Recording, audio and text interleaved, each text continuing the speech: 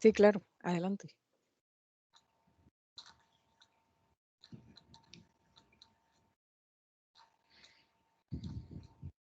En breve vamos a iniciar la conferencia.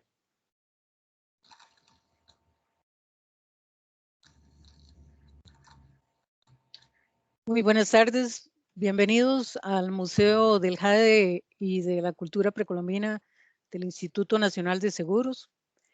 En este ciclo de conferencia, para el museo es muy importante abrir esos espacios de diálogo, principalmente al ser consecuentes con el respeto a los derechos humanos, con los objetivos del desarrollo sostenible, en especial para una educación de calidad y promover la adaptación al cambio climático y sobre todo la protección del patrimonio arqueológico. Un tema de reciente publicación en este año 2021 ha sido el volumen 95 de la revista Antiquity sobre chacmoles en Costa Rica, interacciones a larga distancia entre América Central y Mesoamérica, cerca de 1000 después de Cristo. Es una investigación realizada por Robert Rosenberg, profesor de la Universidad Estatal de Nueva York en Albany, y el doctor Ricardo Vázquez Leiva, investigador retirado del Museo Nacional de Costa Rica. Estos investigadores nos indican que los chacmoles constituyen una distintiva forma escultórica asociada a ciudades mesoamericanas como Chichén Itzá y Tula.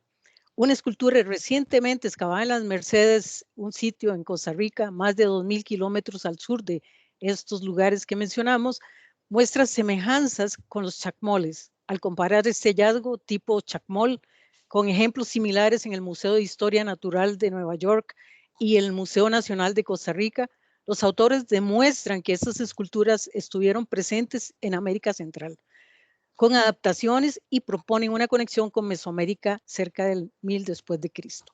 Estos arqueólogos interpretan a los chacmoles del territorio costarricense como mobiliario ritual empleado por jefes o caciques locales para incrementar su poder y prestigio mediante la recreación de rituales inspirados por observaciones hechas en Mesoamérica.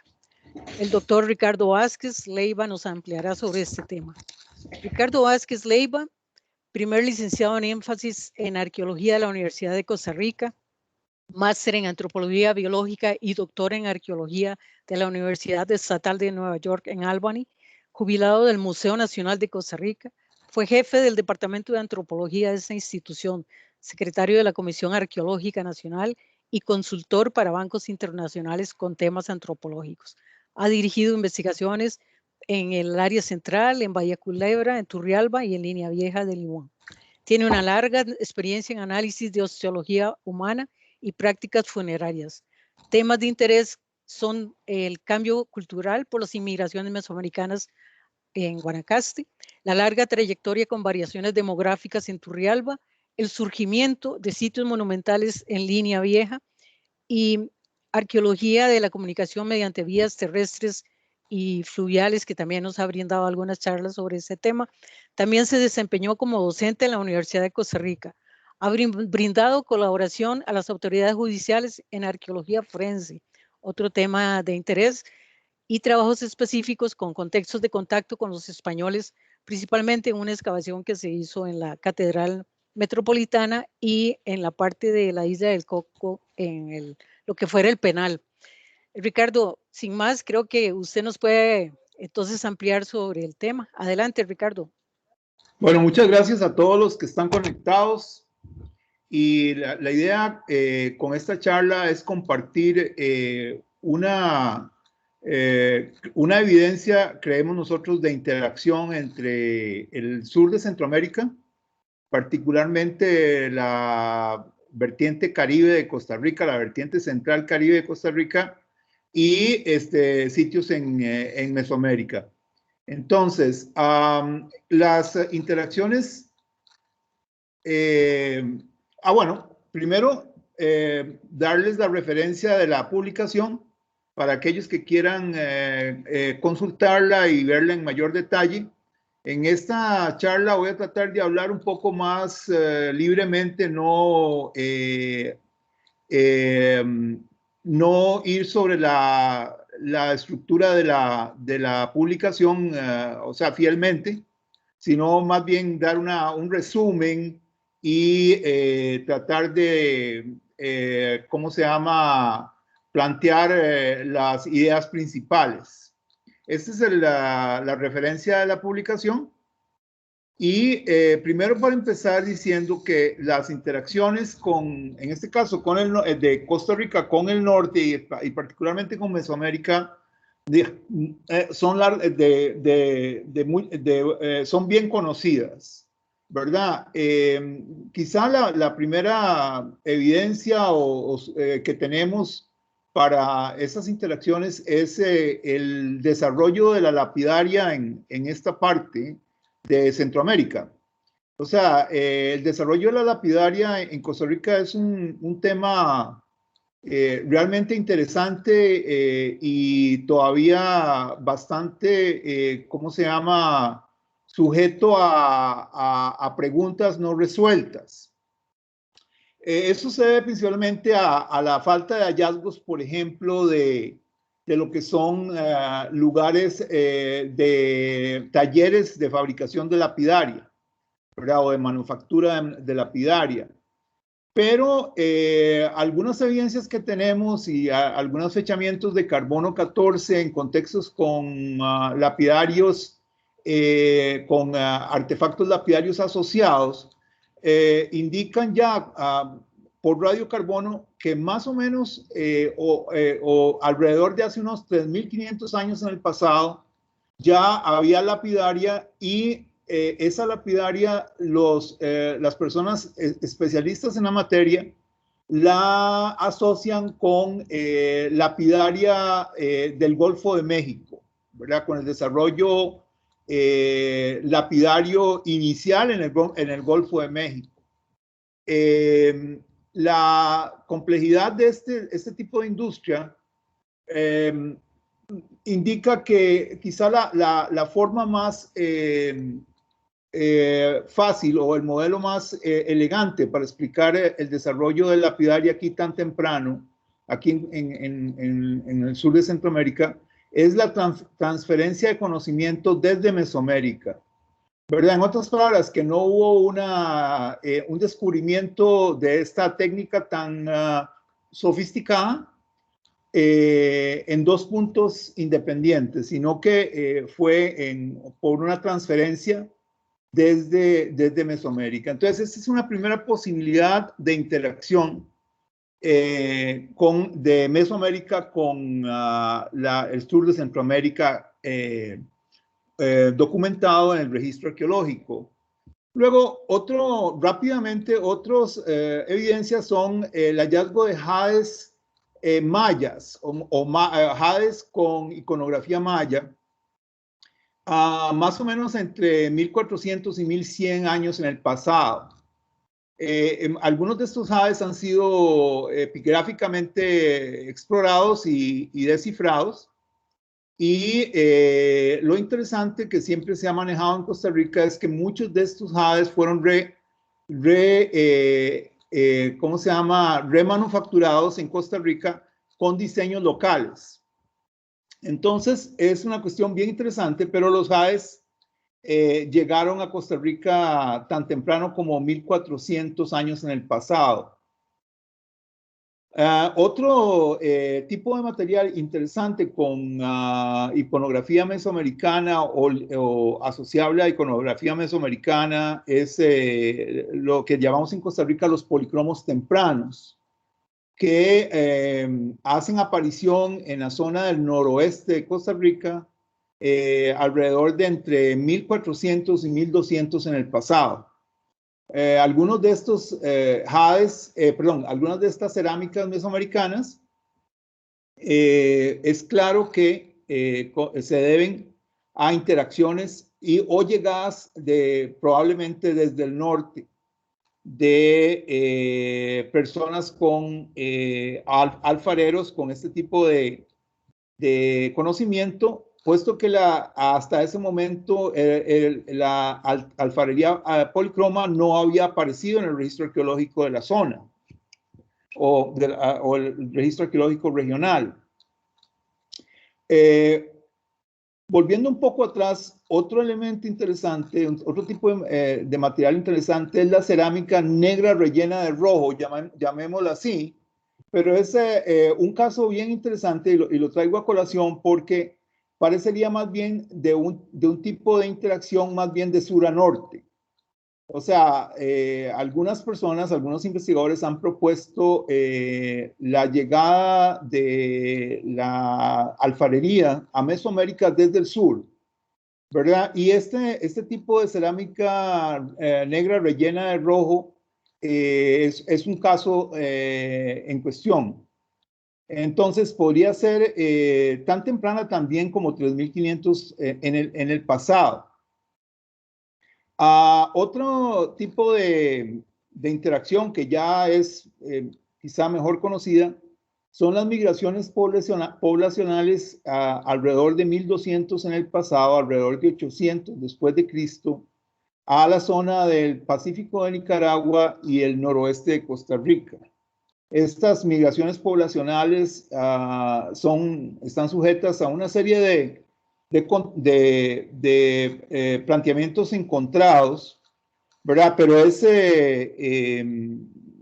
prácticamente un hecho en el registro arqueológico de que poblaciones con una serie de patrones culturales mesoamericanos se asientan en estas zonas de la actual Nicaragua y Costa Rica más o menos para esta época y permanecen, y tenemos inclusive poblaciones con esta prosapia en Costa Rica y en Nicaragua actualmente. Estas migraciones se relacionan con tres diferentes grupos, por lo menos. El grupo Subtiaba, o lo que llamamos aquí Chorotegas, que sería un grupo de habla mangue, y luego individuos de pipiles o nicaraos, ¿verdad? También. Entonces, esos serían los tres que serían de habla nahua. Entonces, serían personas de habla mangue, subtiabas, y también, ¿cómo se llama? Personas de habla, ¿cómo se llama? Chorotegas de habla mangue, nicaraos o pipiles de habla nahua y subtiabas. Luego, otro tipo de artefacto que documenta un contacto con Mesoamérica son una serie de cascabeles de cobre bien caracterizados y tipificados en Mesoamérica, que han sido encontrados en contextos principalmente funerarios, contextos funerarios que han sido documentados arqueológicamente por técnicas controladas entre 800 y 500 en el pasado. Estos es otro hito o otro tipo de material que refleja interacciones. Y luego, quizá, y probablemente me estoy saltando algunos otros puntos, es la mención a postecas o comerciantes mesoamericanos en la zona de Talamanca en el siglo XVI. Entonces, estas son menciones en documentos escritos españoles. Entonces, hay una serie de interacciones a lo largo de los últimos 3.500 años que en realidad realmente no hacen sorprender o no llevan a causar grandes sorpresas sobre otras interacciones, y en este caso la que estamos planteando en esta presentación. El artefacto la interacción de las cuales les quiero hablar tiene sus primeros indicios en este artefacto que están viendo, que se haya expuesto en el Museo de Historia Natural de Nueva York. Este artefacto apareció en un sitio del Caribe Central de Costa Rica bajo el nombre de Las Mercedes. El hallazgo de este artefacto se remonta como alrededor de 1880. y la explotación de artefactos precolombinos en este sitio, que es un sitio con arquitectura monumental, se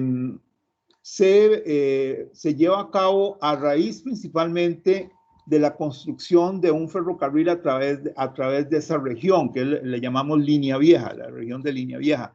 Línea en referencia a la línea férrea, a la línea del ferrocarril. Estas extracciones se llevan a cabo por, o sea, lideradas o promovidas o gestionadas por uno de los principales promotores de la construcción del ferrocarril, que se llamó Minor Keith. Y Keith recuperó en una colección que guardó y catalogó y entregó al Museo, al Museo de Historia Natural de Nueva York, él mismo, y la dejó en este museo, aunque realmente la historia es un poco más compleja, pero actualmente la colección está dividida en 4 museos de los Estados Unidos. Gran parte está en esta colección del Museo de Historia Natural, que era la intención original de Keith, de que quedara toda la colección guardada ahí, pero posteriormente se dio a la venta de coleccionistas o de un coleccionista, y el coleccionista la repartió en lo que son ahora 4 museos o 4 diferentes ubicaciones. El artefacto está en la sala o la galería de México y Centroamérica y ha estado expuesto más de 50 años ahí. Entonces, como ustedes pueden ver en la fotografía, está bastante sucio por todo lo que es la manipulación de los visitantes, etcétera. Entonces le da ese color brilloso, ¿verdad?, a la piedra. El artefacto es bastante grande, o sea, tiene como aproximadamente 1,80 centímetros de longitud, ¿verdad? Es un artefacto realmente masivo.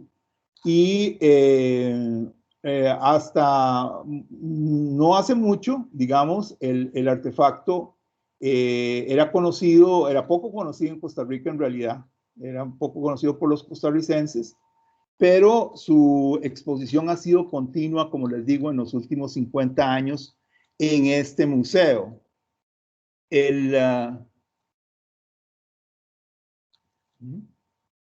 Las investigaciones en el mismo sitio que iniciamos en el año 2005, con cooperación de varias universidades. Primeramente empezamos con la Universidad de Montreal y luego con la Universidad Estatal de Nueva York.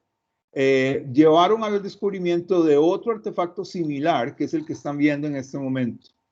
Este artefacto interesantísimo presenta a un individuo reclinado con facciones un poco felinas, ¿verdad? Tiene incisivos, ¿cómo se llama? Puntiagudos, triangulares, grandes, ¿verdad? Y que hacen sospechar de que pudiera haber estado vistiendo una máscara, tal vez con rasgos felinos.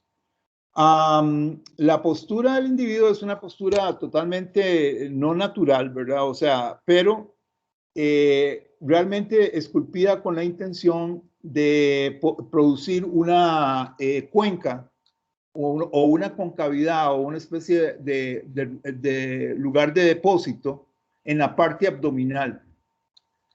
Tiene además, entre otras de las características, un ser, probablemente algunas personas lo catalogan como felino, pero otras personas piensan que podría ser también parte felino y parte reptil, o tal vez una boa que sale entre las piernas, ¿verdad?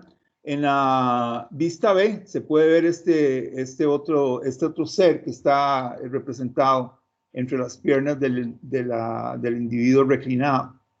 Las manos están hacia la parte posterior, digamos, en la vista D, y básicamente es difícil identificar el sexo, o sea, o el género de la representación.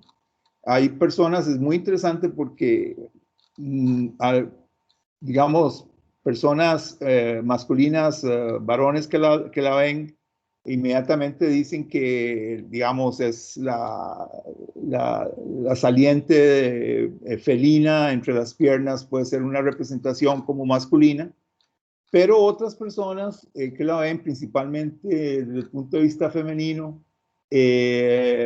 indican que podría más bien ser una especie de nacimiento o momento de dar a luz de un ser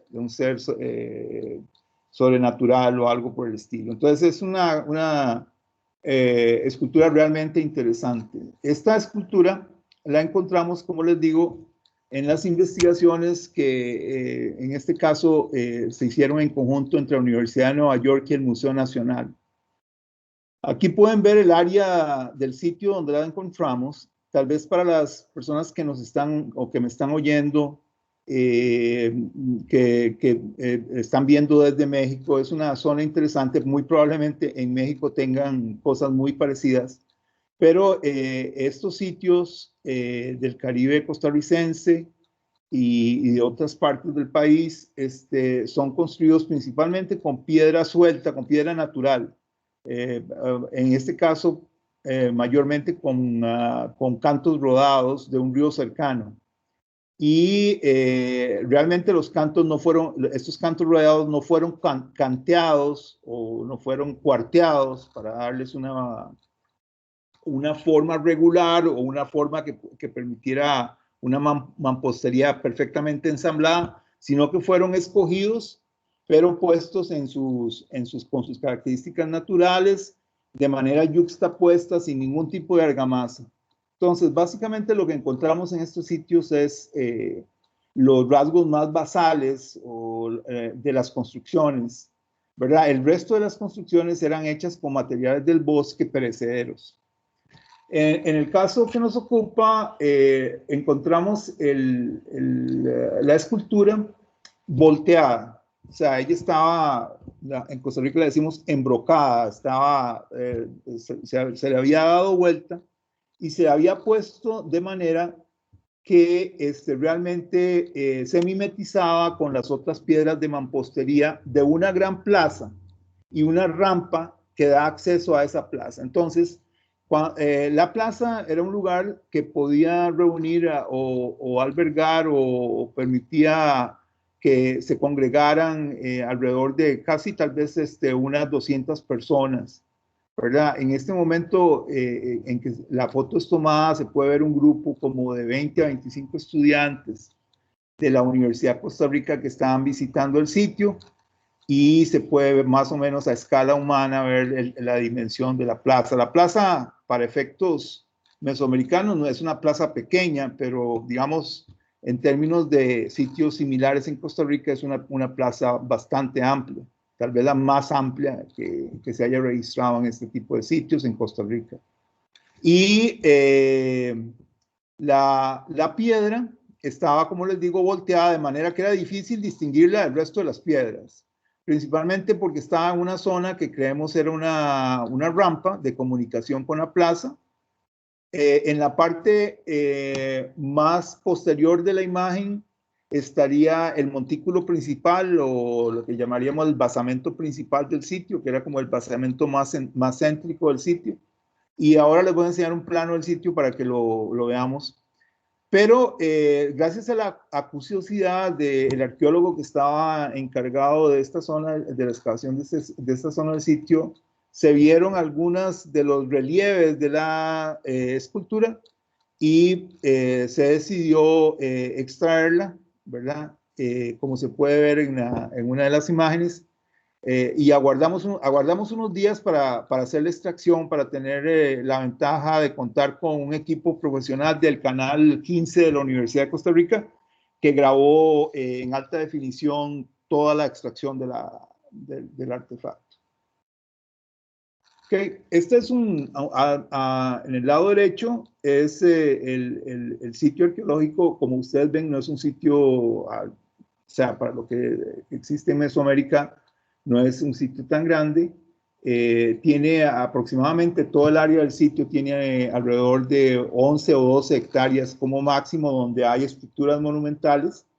Y el sitio tiene 3 accesos mediante 3 calzadas diferentes, ¿verdad? Que llegan al sitio desde el noroeste, desde el noroeste, desde el sureste, y también recientemente encontramos otra calzada que llega desde el sur.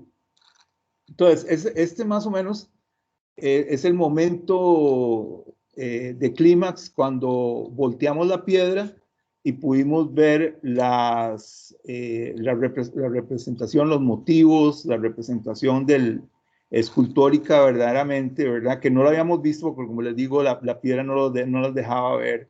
Y ese momento en que volteamos la piedra y con agua de una quebrada o un arroyo cercano que se puede ver ahí en el fondo a mano superior izquierda, limpiamos y realmente se quita el lodo y permite ver la maravilla de escultura que encontramos. Entonces, este es el momento, digámoslo así, más cumbre del hallazgo. Y realmente nunca pensamos que el sitio todavía tuviera este tipo de artefactos, puesto que después de las extracciones en 1880 o alrededores, el terreno continuó siendo usado para plantación bananera. Entonces hubo una secuencia o una historia de guaquerismo continuo hasta que el sitio fue comprado para establecer una universidad. El terreno donde está el sitio fue comprado como parte de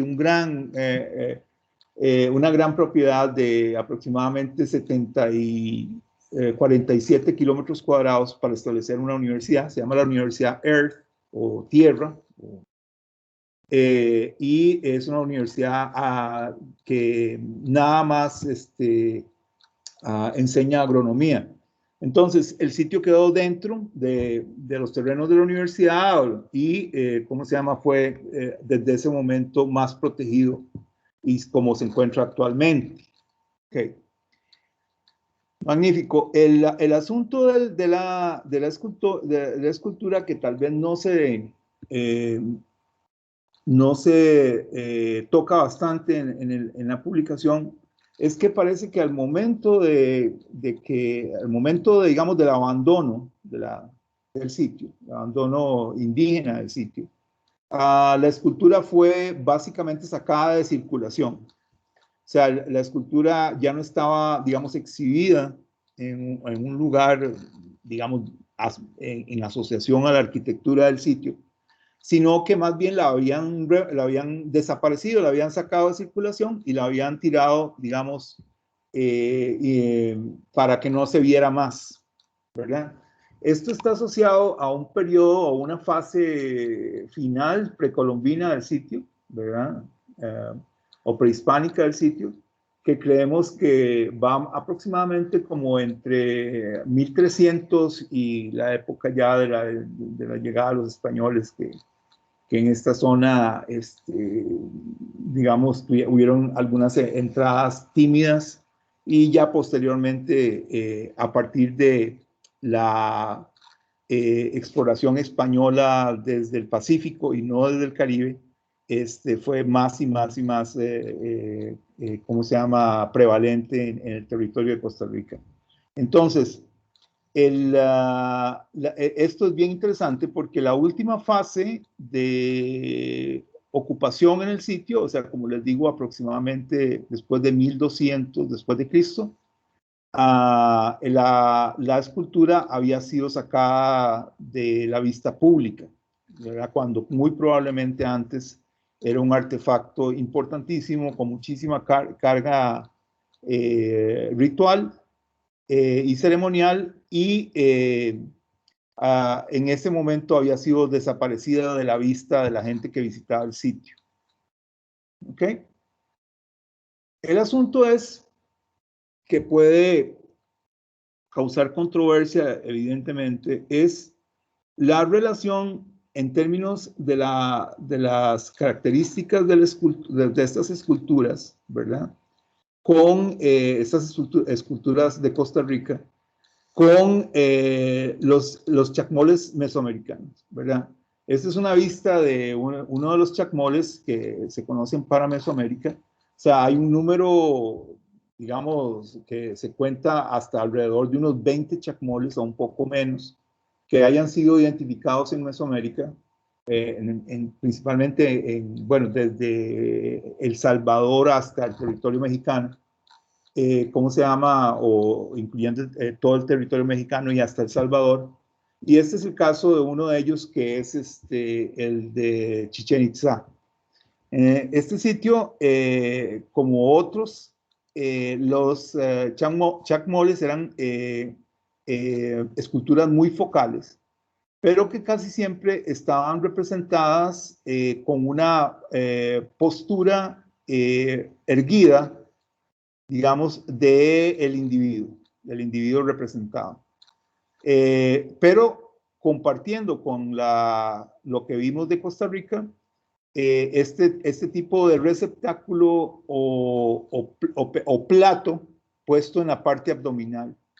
Esta situación, digamos, de la postura, ¿verdad? O en parte la postura, y la presencia de este receptáculo es lo que básicamente establece la conexión en términos morfológicos entre lo que serían las esculturas costarricenses y las esculturas mesoamericanas de chacmol, llamadas chacmol.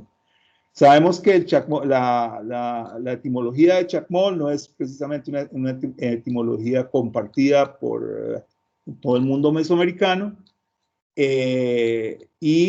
¿cómo se llama? Ni tampoco es una etimología que sea propia o bien vinculada a cualquiera de los ejemplares mesoamericanos en particular.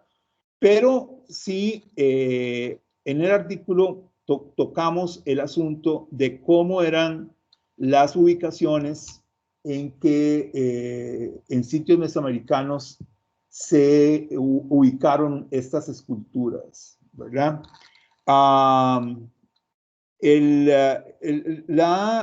Las ubicaciones eran ubicaciones altas, ubicaciones en las cuales la mayoría de las personas que los vieron desde plazas y en un sentido, digamos así, como una visión ascendente. Y creemos que quizá esta situación de que en los lugares de exhibición de los chacmoles variaran entre las ubicaciones mesoamericanas y estas ubicaciones en el bosque tropical de Costa Rica, hayan sido, expliquen en cierta forma las diferencias en las posturas de los individuos esculpidos. Esta es una distribución de algunos de los sitios más conocidos con chacmoles en Mesoamérica. Ven la ubicación de Costa Rica, la ubicación de Costa Rica, y dentro de Costa Rica la ubicación de las Mercedes, y otros sitios como Quiriguá, Tazumal en El Salvador, ¿verdad? Que serían los más cercanos conocidos con este tipo de representaciones.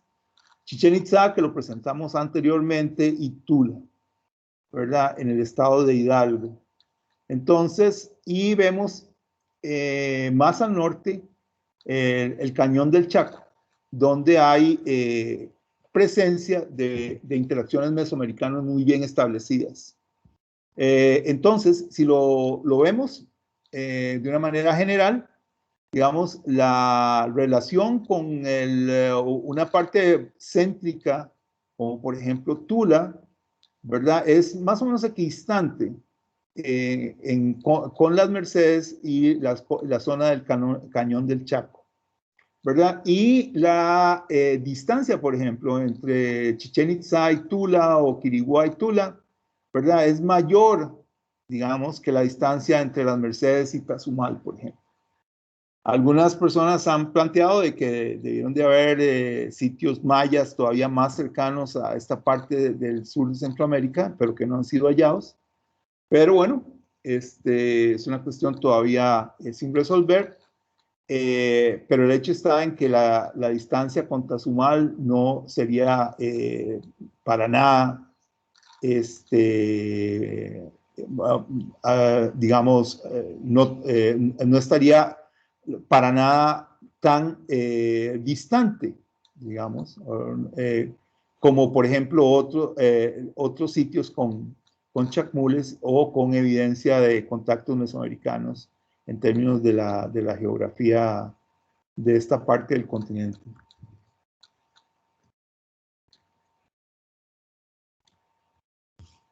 Ok, la cuestión interesante es que a raíz del hallazgo de la escultura, pusimos más interés en ver cuántas otras esculturas, además de la del Museo de Historia Natural, existían en Costa Rica con este tipo de características. El asunto está en que solamente en la colección del Museo Nacional en San José encontramos 9 esculturas de este tipo. Entonces, esta es una foto bien bonita que tomó mi hijo menor, donde se ven 3 de las esculturas que logramos, gracias a la cooperación del Departamento de Protección del Patrimonio Cultural del Museo, estudiar para el artículo. Y pueden ver, digamos, que hay cuestiones bastante interesantes. Digamos, por ejemplo, la presencia de este tipo la presencia de este tipo de máscaras, ¿verdad? Que en el caso en el caso del artefacto del Museo de Historia Natural parece ser una ave arpía, ¿verdad? La máscara está representando una ave arpía.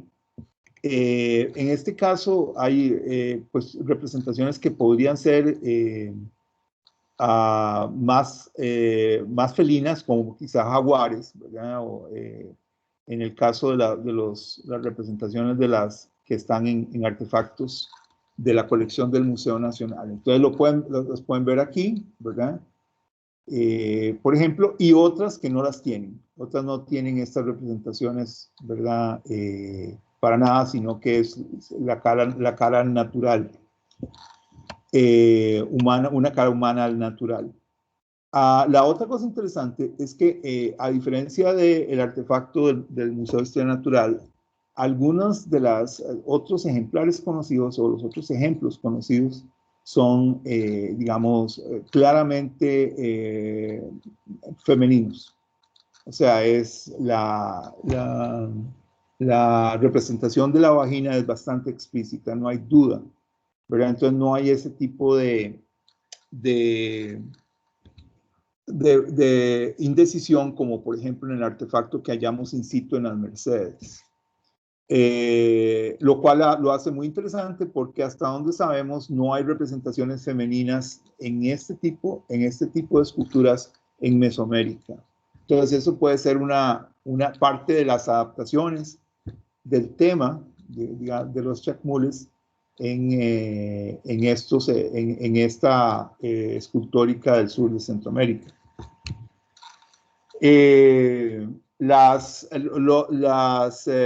Estos receptáculos, en el caso de los casos de Costa Rica, algunos son cóncavos y en otros son bastante planos, o sea, siendo más similares a los mesoamericanos y con un reborde circular bien marcado, ¿verdad? Lo cual los hace también más similares cuando está esta versión de plato a los mesoamericanos.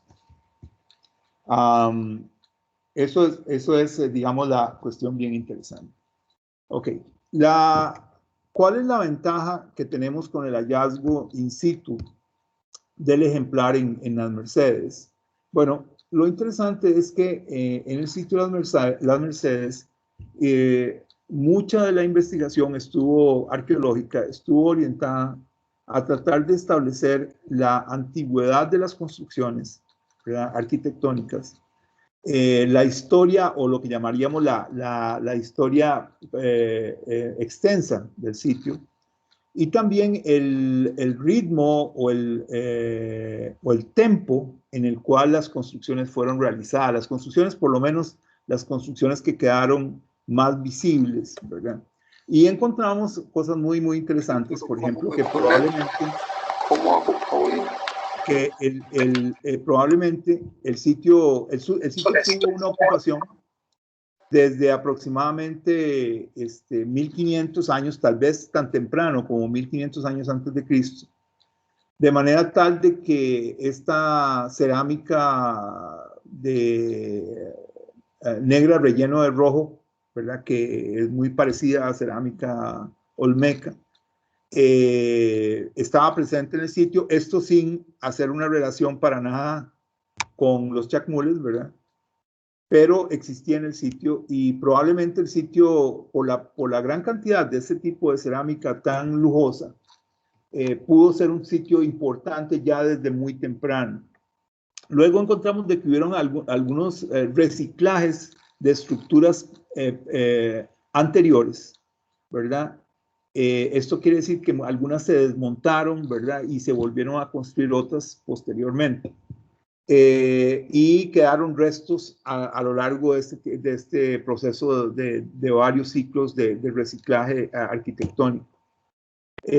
Hasta llegar a las últimas construcciones, y quizá las más monumentales, que son las que destacan al ojo cuando visitamos el sitio. La cuestión está en que creemos que este último ciclo de grandes construcciones, quizá el más grande de todos, ¿verdad?, fue alrededor del año 1000. Y esto lo tenemos por la estratigrafía, mezclando lo que sería la estratigrafía debajo de los rellenos artificiales o de construcción, y los contactos con los rellenos mismos. Entonces, en estas zonas encontramos que antes de las construcciones hubieron algunas quemas, probablemente intencionales, que dejaron un nivel de carbón, con espéculas de carbón, que nos dieron consistentemente unas fechas alrededor entre 1000 y 1200 después de Cristo. Entonces, pensamos que si estas construcciones se dieron en este tiempo, muy probablemente los chacmoles también dataron de esa época, digamos, de esa época como de máximo esplendor. Eso es consistente también con el estilo, con la estilística de las esculturas, ¿verdad?, con respecto a otras esculturas del sitio. Y luego pensamos que el sitio tuvo como un esplendor como alrededor de 2 siglos, y luego continuó siendo usado tal vez con un fuero cacical, pero con varias transformaciones, y entre estas transformaciones estuvo ¿cómo se llama? Esta remoción, este momento en que se sacó de circulación el artefacto que encontramos in situ. Ok, aquí les voy a enseñar una foto de otro de los artefactos que están en el Museo Nacional de este tipo, y resaltando que estos artefactos no tienen proveniencia segura, ¿verdad? Ahora ya como siempre, cuando muchas veces es una temática que está un poco, ¿cómo se llama?, enfriada, ¿verdad? Es una temática que nadie le pone mucha atención, pero ahora ya hay algunas exploraciones de documentos, de cuestiones en otros sitios como similares a las Mercedes, y entonces ya se empieza a mencionar que en estos otros sitios pudieron haber artefactos, o hay algunas referencias vagas a artefactos de este tipo. Entonces no no sería extraño de que varios de ellos no vengan de las Mercedes específicamente, sino que vengan de otros sitios, de estos sitios cacicales, muchos de ellos en la zona central Caribe de Costa Rica, pero probablemente no todos, ¿verdad? Aquí pueden ver la representación femenina claramente expresada y pasaríamos a lo que sería el mecanismo. O sea, digamos, si pensamos que es un mecanismo de transferencia, ¿verdad? Y que probablemente el origen temático estuvo en Mesoamérica, digamos, ¿cuál fue ese mecanismo? ¿Verdad? Eso es bien interesante. Hay un trabajo hecho con datos panameños por una investigadora, Mary Helms. Y Mary Helms estudió principalmente los cacicazgos del siglo XVI, mucho con referencia a datos históricos, pero también con referencias a algunos datos etnológicos. Y ella se topó con la dinámica de que algunos individuos de alto rango de las sociedades indígenas solían realizar visitas a larga distancia, o sea, solían viajar a largas distancias. Los que documentó principalmente Helms fueron viajes, digamos, hacia el sur. Y en estos viajes, lo interesante fue que los individuos iban y venían, y realmente lo que obtenían con los viajes era conocimiento. Mucho del conocimiento esotérico. O sea, que para efectos de nosotros sería como tal vez equiparable a conocimiento científico, ¿verdad? Y ese conocimiento esotérico elevaba su prestigio al regreso a sus tierras natales, ¿verdad? En el artículo proponemos que este mecanismo pudo ser el que ocurrió precisamente con la idea, con el concepto del chacmul, o el chacmol, en el sentido de que fueron observados por viajantes del sur de Centroamérica que visitaron sitios mesoamericanos. Y la idea del chacmol y su contenido, su contenido o fuerza, ¿cómo se llama? Iconográfica y también esotérica, fue realmente lo que ellos trataron de plasmar a su regreso en sus suelos natales. Esta cuestión sería muy, muy, muy interesante, ¿verdad? Y es un mecanismo que, bueno, actualmente está siendo cada vez más y más pensado o tomado en consideración o valorado para este tipo de contactos, ¿verdad? Por ejemplo, esto trae a la memoria el mecanismo particular que haya producido el desarrollo de la lapidaria, por ejemplo, en este caso en Costa Rica, que es actualmente Costa Rica, en este territorio del sur de Centroamérica. Algunos mecanismos se han planteado, ¿verdad? La presencia, por ejemplo, de fuentes de materia prima, de jadeíta en este caso, particulares que los geólogos modernos no hayan identificado, ¿verdad? Otros mecanismos se han ideado o se han puesto en teoría, como por ejemplo la recolección, por ejemplo, de plumas, de quetzales, etcétera, y que ese haya sido el mecanismo del contacto, ¿verdad? Que poco a poco hizo que la tecnología tuviera una transferencia. Pues bueno, en este caso, este otro mecanismo que Helms identificó pudiera ser también el caso, ¿verdad? El caso de que origina este tipo de interacciones. Ok, bueno, muchísimas gracias.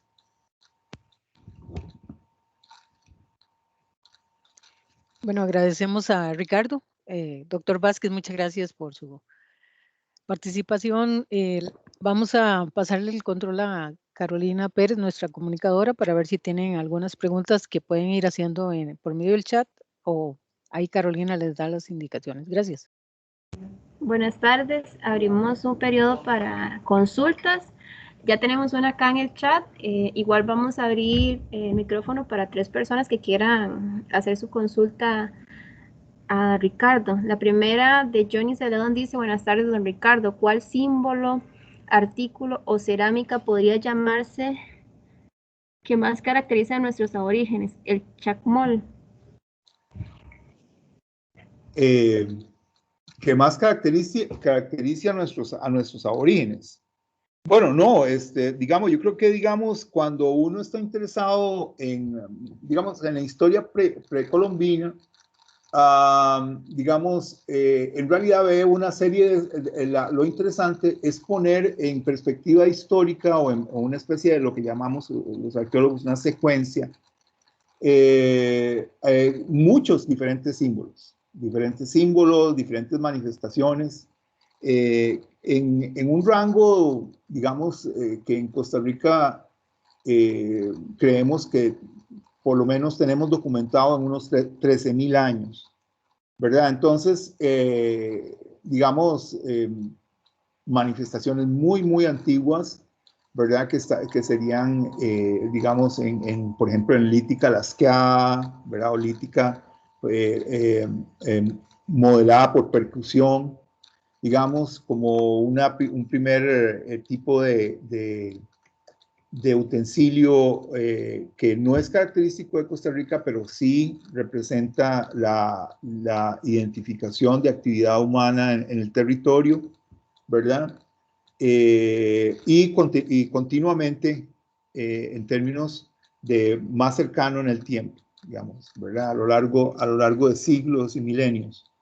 Entonces, esta situación tan interesante, digamos, de poder ir armando, yo digo que es como poniendo una biblioteca en la cual, digamos, tenemos los estantes y los estantes son como el tiempo y vamos comprando como libros que nos hablan de un periodo de tiempo y lo ponemos en una relación del espacio de la biblioteca, ¿verdad? Ir dándonos cuenta en qué espacios no tenemos libros o no conocemos y cuáles espacios que no conocemos porque realmente podríamos conocer, pero no han habido investigaciones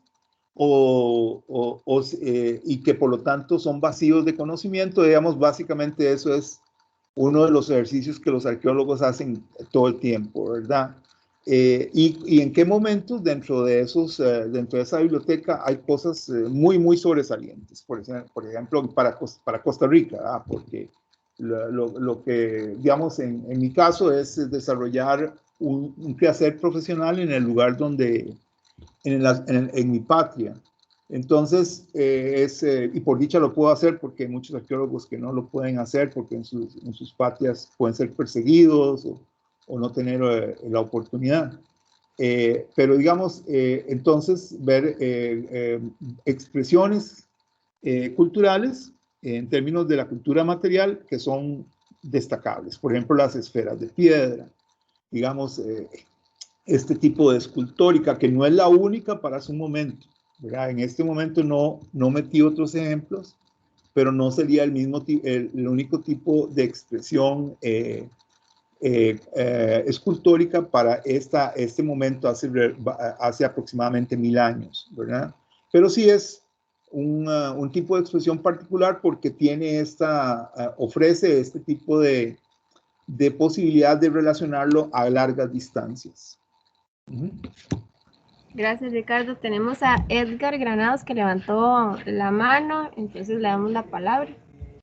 Sí, claro. Sí, muchas gracias, don Ricardo. Tal vez dos preguntas en una. Bueno, primero, usted cuando hablaba de Mesoamérica, pues de alguna forma a veces llega como hasta Nicaragua. Yo he visto mucha gente que inclusive llega a la palabra Mesoamérica hasta el norte de Guanacaste.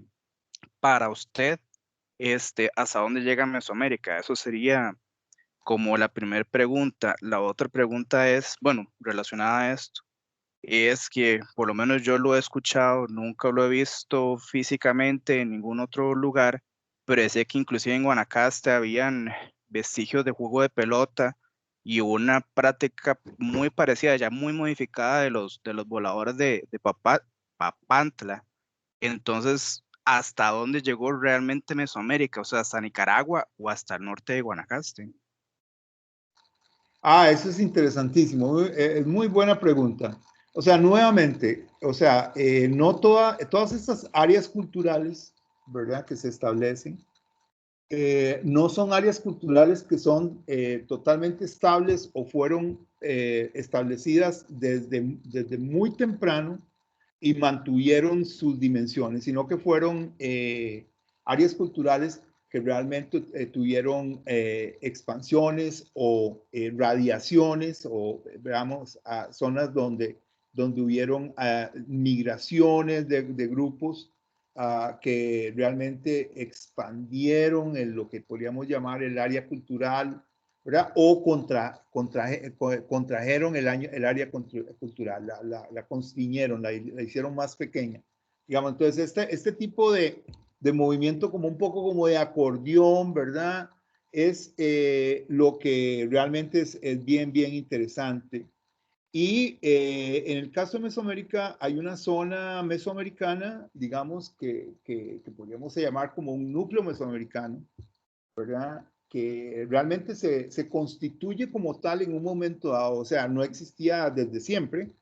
Y los arqueólogos o los antropólogos mesoamericanos han seguido o se ha seguido un modelo de una serie de rasgos o características que configuran esta área mesoamericana. Entonces, la idea es, ¿verdad? Y es una idea que con el tiempo ha cambiado, ¿verdad? Es que cuando están presentes estas características, todas estas características, que las planteó un pensador en su momento, ¿cómo se llama? Es en el momento en que podemos hablar de Mesoamérica, digamos, de una zona nuclear mesoamericana, ¿verdad? Entonces, en ese sentido, uh, eh, históricamente, digamos, yo soy de la idea de que por lo menos en el territorio de Costa Rica, en el noroeste de Costa Rica y Nicaragua, hubieron lo que podemos llamar contactos, ¿verdad? O algunas personas les ha llamado influencias de Mesoamérica desde muy temprano. Y eso lo puse en uno de los slides, está implícito en uno de los slides, ¿verdad? Desde muy temprano, ¿verdad? Pero no necesariamente esto nos indica que es Mesoamérica, porque, digamos, entonces entraríamos como una especie de concepto de dominación, ¿verdad? O sea, decir, ok, lo que pasa es que Mesoamérica porque tuvo ciertos desarrollos culturales, tecnológicos, desarrollos en las varias ramas de la cultura que realmente, ¿cómo se llama?, fueron monumentales. Entonces, realmente, al momento en que vemos una manifestación de interacción con este núcleo mesoamericano, entonces ya es Mesoamérica. No, creo que no, ¿verdad? Hay otros factores a tomar en cuenta, que es, por ejemplo, las cuestiones de características genéticas y lingüísticas, ¿verdad? En Mesoamérica, ni siquiera eso es muy dinámico en Mesoamérica. Algunas de las lenguas que caracterizamos más con Mesoamérica, como por ejemplo las lenguas mexicas, las lenguas de los mexicas, etcétera, o ¿verdad? Digamos, no tuvieron su origen exactamente en la zona central central de México, del México actual, sino que muchos investigadores las trazan a migraciones más desde el norte, cosas así. Entonces, estos movimientos, ¿cómo se llama?, hacen que el estudio digamos, del surgimiento y desarrollo de Mesoamérica sea tan importante y tan trascendental. Entonces, porque los logros de estas poblaciones, de estas sociedades en esta zona, fueron inmensos. Entonces, pero también fueron muy grandes en otras partes, ¿verdad?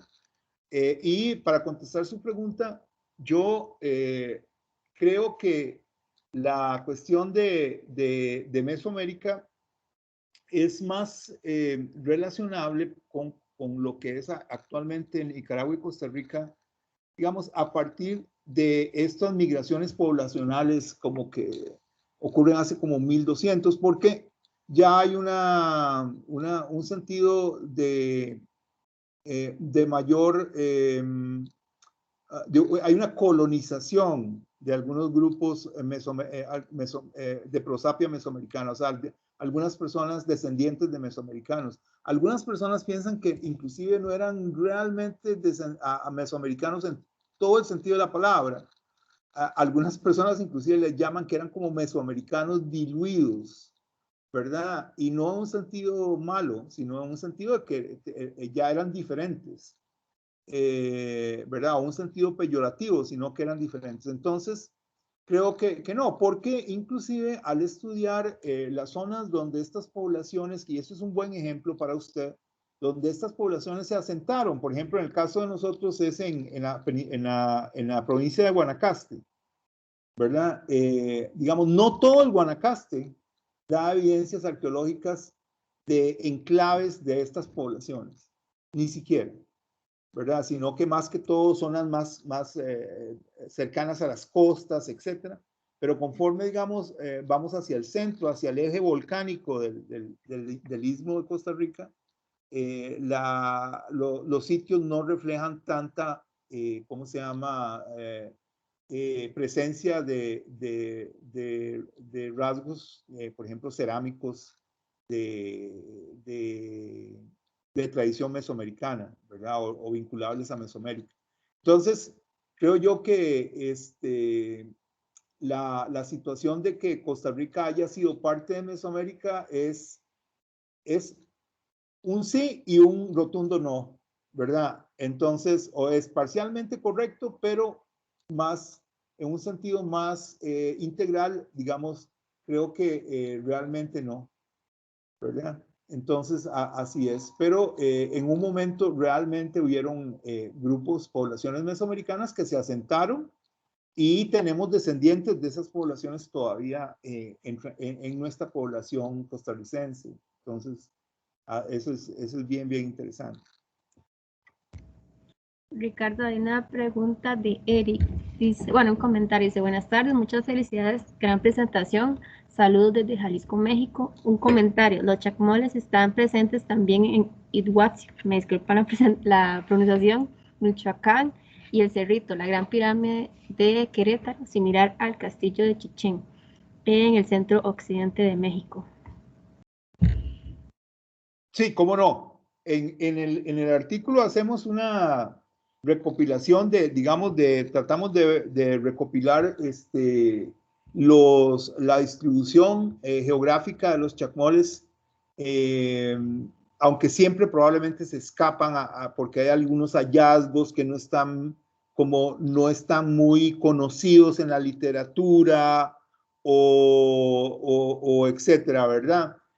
Yo tuve la oportunidad de ir a la UNAM, a la Universidad Nacional Autónoma de México, y con un colega mío, el doctor Alarcón, y me presentó a varios colegas ahí en el Instituto de Estudios Mayas, y empezamos a hacer ellos empezaron a hacer como un recuento mental, digamos, de casos, y no solamente de casos, sino en el caso también hicieron un recuento cronológico, o sea, de cuáles eran las asignaciones cronológicas de los casos de chacmules que ellos tenían en su registro personalmente, digamos, de memoria, ¿verdad? Y hay una cantidad y una gran distribución, ¿verdad?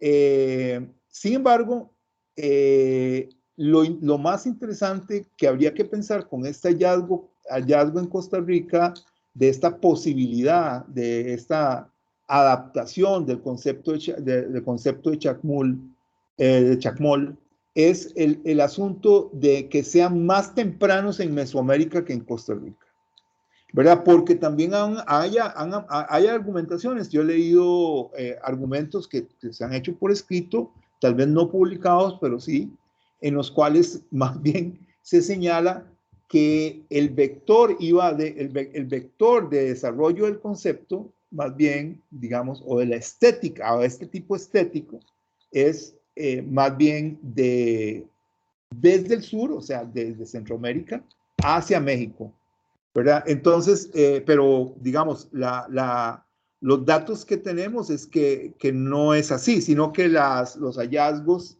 en territorio mexicano son más antiguos, por lo menos 700, ¿cómo se llama? Después de Cristo, o sea, como lo cual los pone como 300 años antes de la datación estimativa que le estamos dando al caso de las Mercedes. Y ahora esto es lo interesante, porque como arqueólogos la cronología es fundamental y lo que es una ventaja es que en el caso de las Mercedes podemos tener un hito cronológico, una especie de referente cronológico, aunque no sea totalmente asociado a las esculturas, pero sí es asociado al desarrollo, a este último desarrollo arquitectónico del sitio. Entonces, digamos, por eso es que, y hay bastante consistencia en los datos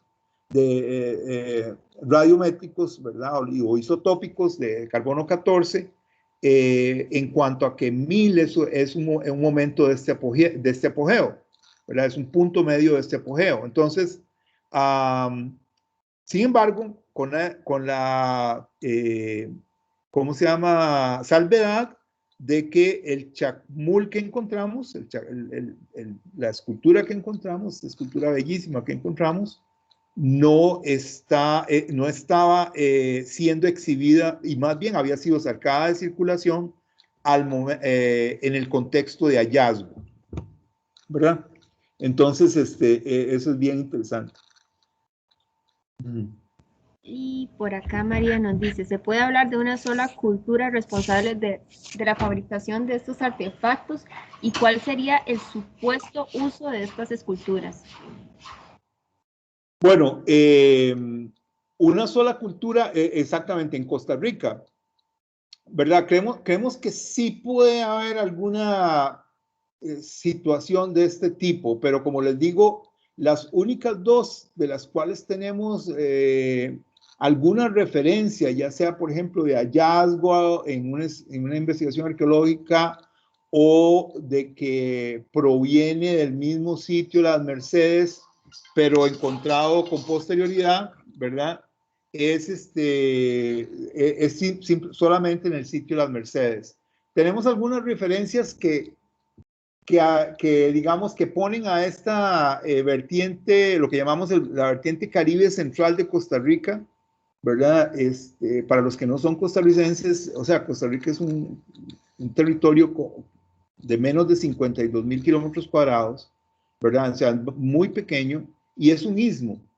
Y tiene cordilleras montañosas en la columna vertebral del istmo, ¿verdad? Entonces, básicamente todo el territorio se divide en una vertiente hacia el Caribe, ¿verdad?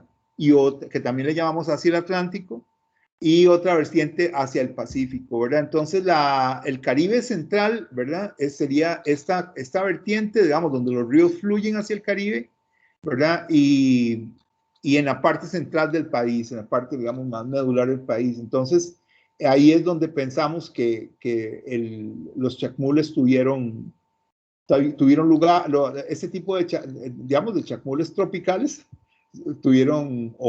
tampoco, hay muchos lugares tropicales o tropicales húmedos, donde se han sido encontrados en México también, pero digamos, esos chacmules, digamos, costarricenses, digámoslo así, fueron encontrados. ¿verdad? Y eso no es, no sería extraño de pensar, porque todas estas sociedades cacicales, al igual que en México, estas sociedades de rango, estaban, digamos, eran sociedades que se veían se veían entre ellas mucho. Había una especie de estado de competición permanente y de querer, ¿cómo se llama? Figurar sobre otros iguales. Entonces, probablemente la idea tuvo más impacto y difusión, ¿verdad? Y se hizo más, se popularizó más en la parte caribe central de Costa Rica. Con respecto a qué grupo eran, creemos que eran grupos de esta familia lingüística chibcha, ¿verdad? Que es una familia lingüística muy antigua en esta parte de Centroamérica. Algunos lingüistas sugieren que inclusive es la cuna de esta familia que luego se distribuyó hasta el norte de Sudamérica y tan al norte como al norte de Sudamérica y tan al norte como la parte sur de Honduras, ¿verdad? Y ¿cómo se llama? Y creemos que eran grupos que hablaban lenguas de esta familia, lo cual no es de extrañar porque en nuestros grupos indígenas que todavía mantienen lenguas vivas, ¿verdad? La gran mayoría, ¿verdad? Bueno, en este caso, todos ellos, todos los lenguas indígenas que sobreviven son de esta familia lingüística, ¿verdad? Entonces, valga decir que no hay hablantes de lenguas mesoamericanas en Costa Rica, aunque sí hay gente descendientes de mesoamericanos, ¿verdad? O que tuvieron, ¿cómo se llama? Ancestros mesoamericanos, pero no se mantuvo la lengua. Digamos, por ejemplo, el pipil sí se habla en El Salvador, pero no se habla en Guanacaste, por ejemplo, ¿verdad? Para dar un ejemplo más entendible. Entonces,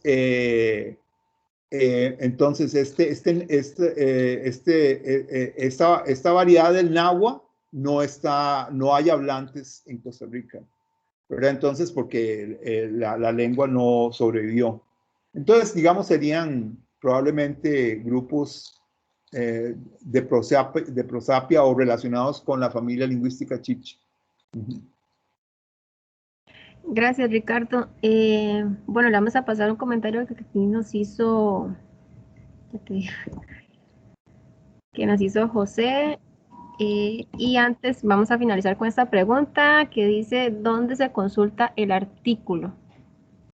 Sí, aquí les voy a pasar la cita y pueden buscarlo bueno, lo pueden buscar a través de la revista esa Antiquity, ¿verdad? Que es del Cambridge University Press. Lo pueden acceder ahí o ahí también está una liga para que lo busquen. Gracias, Ricardo, y gracias a todas las personas que nos hicieron sus consultas.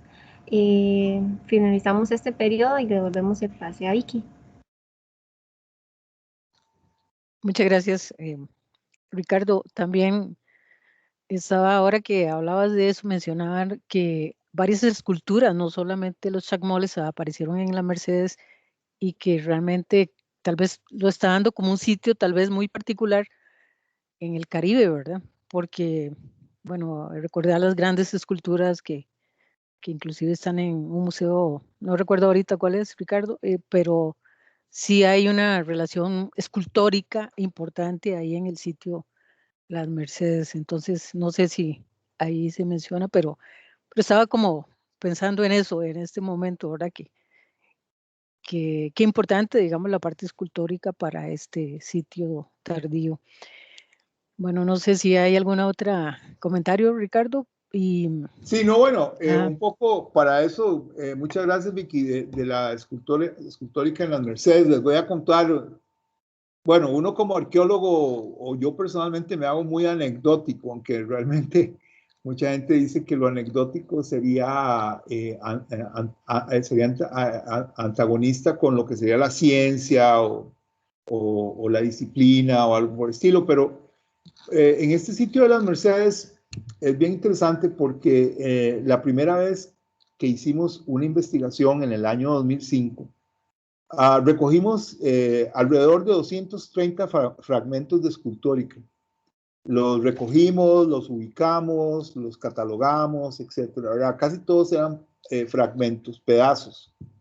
Ok, en la siguiente investigación que se hizo hasta el año 2012, porque hubo ahí estas cuestiones del financiamiento de investigaciones arqueológicas a veces es un poco irregular, y entonces cambiamos, digamos,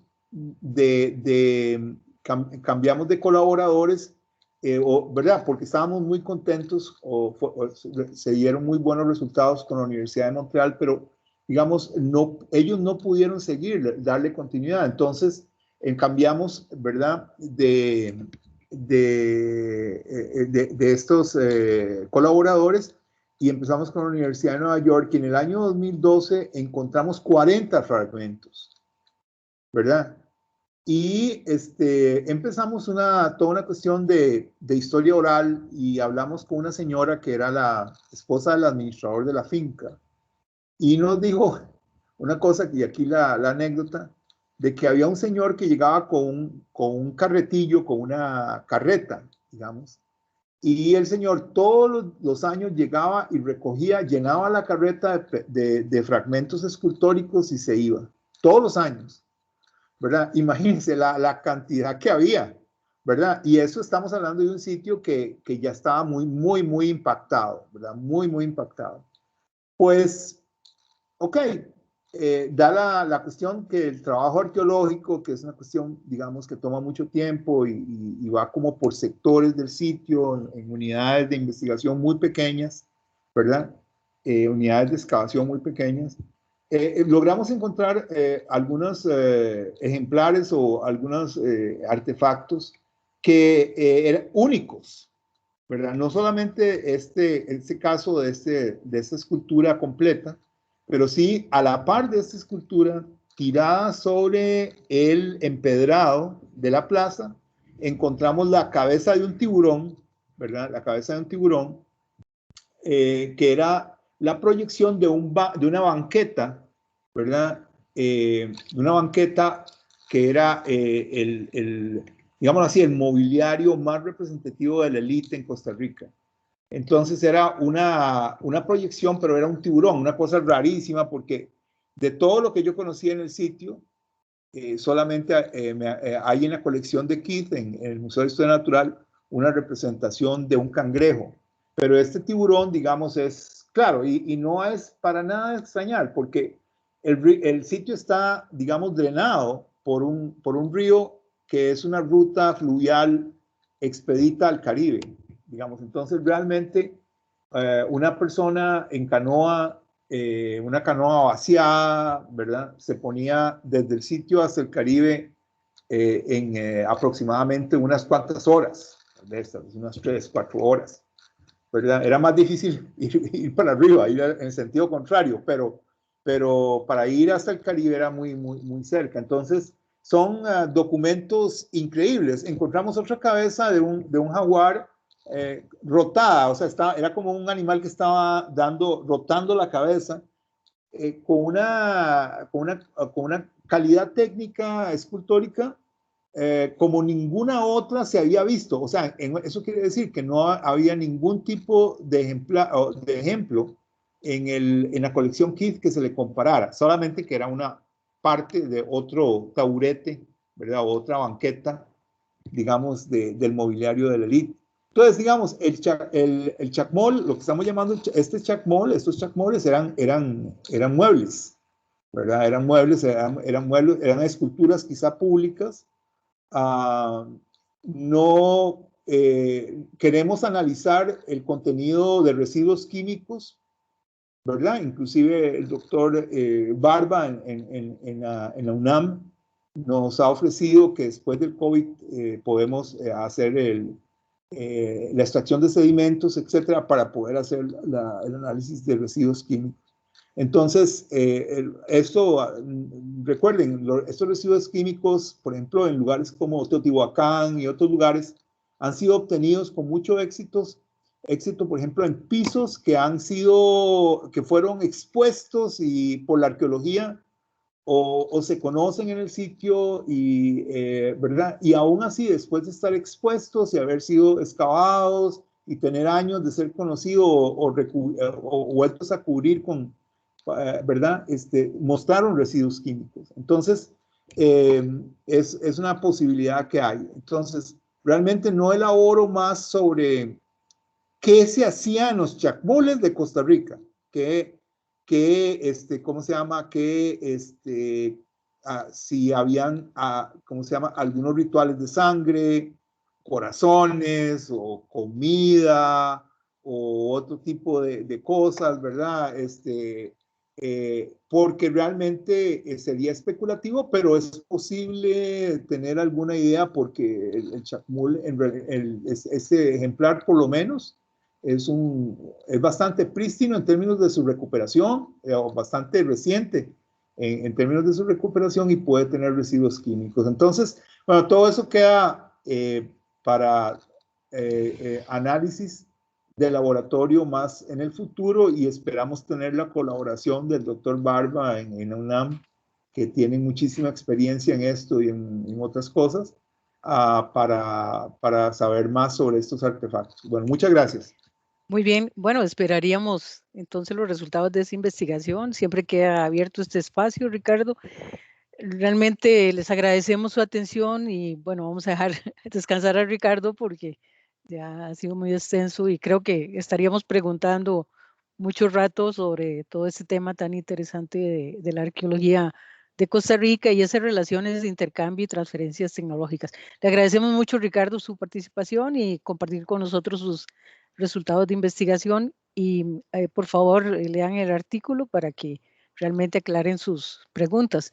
Muchas gracias a todos y buenas tardes, Ricardo. Muchas gracias. Bueno, hasta luego.